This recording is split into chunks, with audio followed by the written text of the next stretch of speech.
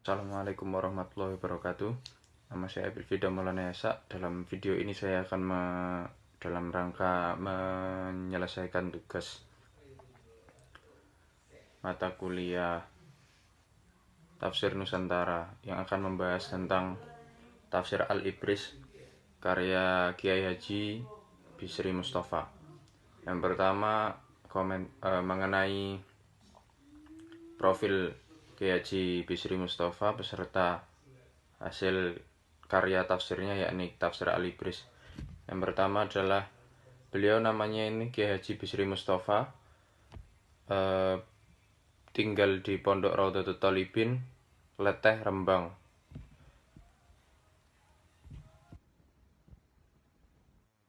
Dilahirkan di Desa Pesawahan, Rembang, Jawa Tengah pada tahun 1915 dengan nama asli Mas Hadi. Kemudian beliau memilih nama Bisri sendiri setelah kembali dari ibadah haji di kota Mekah.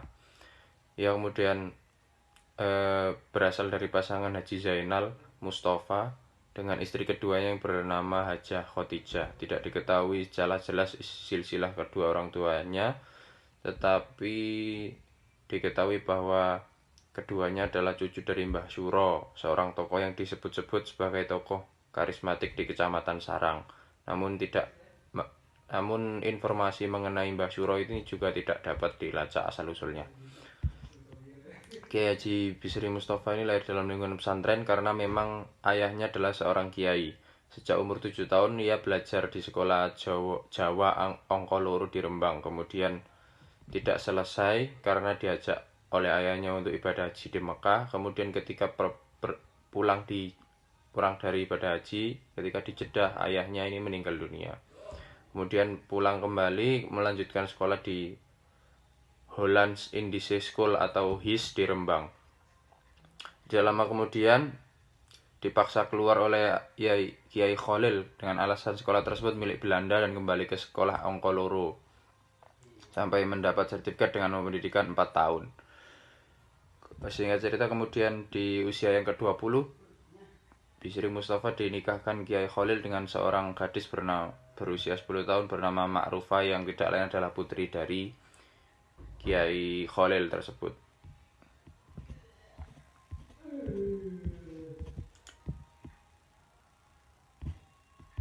Nah, kemudian pada periode berikutnya beliau melaksanakan haji kembali ke Mekah, tetapi tidak kembali ke Indonesia, tidak kembali ke Rembang, melainkan menetap di Mekah selama beberapa tahun dalam rangka menuntut ilmu atau belajar kepada guru-guru atau syekh-syekh secara non-formal atau secara privat di Mekah. Di antaranya guru-gurunya adalah di Mekah adalah Syekh Bakir asal Jogja, ada Syekh Umar Hamdan Al-Maghribi, ada Syekh Ali Maliki, ada Sayyid Amin, ada Syekh Hasan Masad,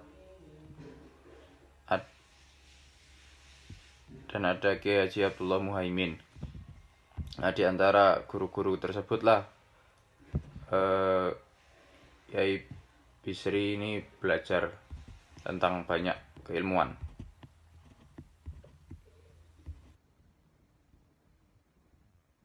Kemudian itu karakteristiknya. Kemudian beliau juga aktif dalam dunia perpolitikan, juga menjadi politikus pada partai NU, kemudian partai P3, juga menjadi anggota konstituante dan MPRS pada periode Presiden Soekarno. Beliau juga terkenal dengan politikus yang orasinya sangat dikenal pada era 60-an karena sangat bisa membawa emosi para pendengarnya. Demikian singkatnya profil beliau. Kemudian Tafsir Al-Ibrisnya sendiri, ini beliau menulis berdasarkan sistematikanya. Ini dicetak 30 jilid sama dengan jumlah juz, tetapi 30 jilid itu tidak isinya tidak urut seperti yang ada di juz dalam Al-Quran. Artinya ditulis misalnya jilid pertama selesai pada nomor 100, berarti jilid kedua dimulai dari 101, begitu seterusnya. Tidak begitu urut. Dan Tafsir Al-Ibris ini ditulis dalam bahasa Jawa Ngoko. Artinya bahasa Jawa yang paling merakyat, yang digunakan oleh orang-orang yang setara, bahasa rakyat yang sehari-hari dengan derajat sama, paling rendah, dengan tujuan untuk dapat dipahami dengan mudah, menyasar kalangan yang alim ataupun yang awam itu bisa memahami tafsirnya. Ditulis dalam bahasa Jawa Ngoko dengan tulisan Arab Pegon, atau bukan Latin tetapi huruf Arab yang dituliskan dalam bahasa Jawa. Nah, tujuannya adalah untuk dapat dipahami oleh masyarakat kala itu. Beliau juga membawa unsur sastra. Beliau mampu menetralisir kearabiaan, fanatisme penulisan tafsir terhadap sastra-sastra Arab, dirubah menjadi bernuansa Jawa, sastra-sastra Jawa dengan berbagai karakteristik sastra Jawa, dengan seperti unggah-ungguhnya dan lain sebagainya, yang kadang tidak dapat ditemukan padanannya pada sastra-sastra Arab.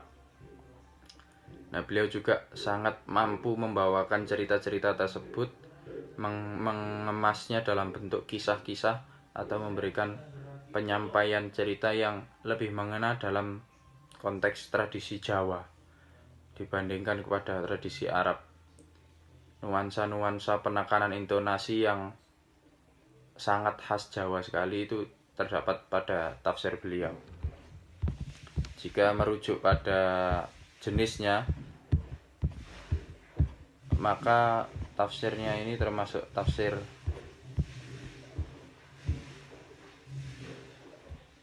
metode penafsirannya adalah tafsir ijmali, yang juga tafsir ro'i.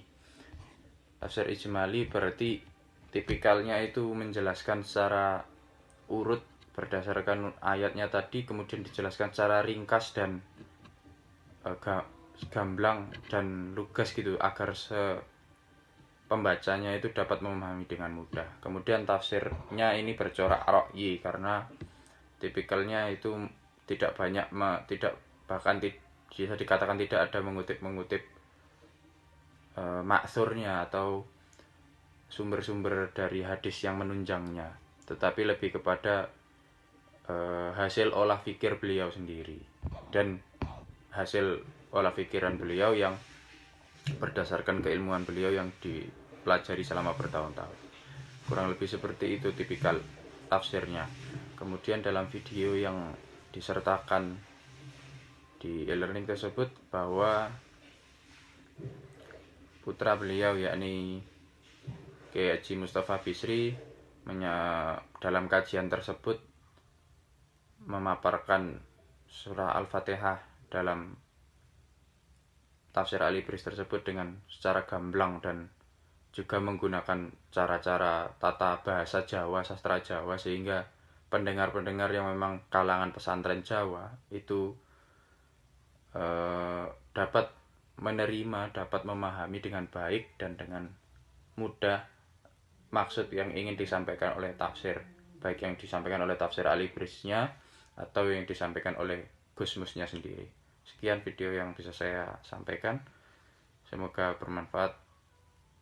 Kurang lebihnya mohon maaf. Assalamualaikum warahmatullahi wabarakatuh.